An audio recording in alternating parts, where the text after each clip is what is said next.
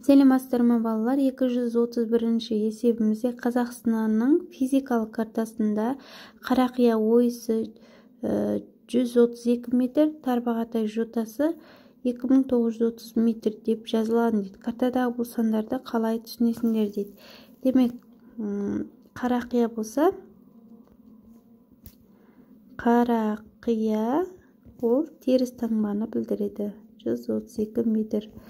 Яғни ойыс ол тереңдікті білдіреді десеңіздер болады. Келесі Тарбағатай жотасы ол биіктікті білдіреді. Тарбағатай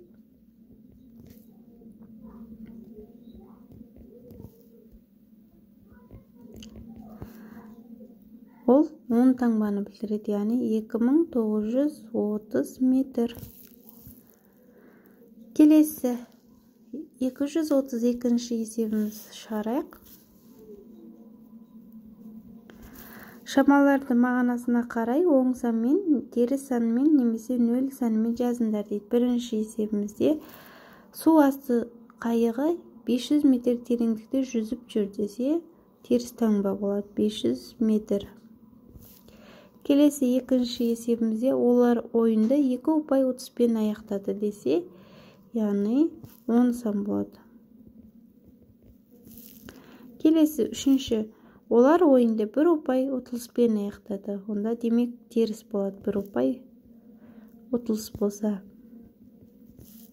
Келесі төртінші есебімізде автобус аялдамада тоқтады. Онда 0 болады.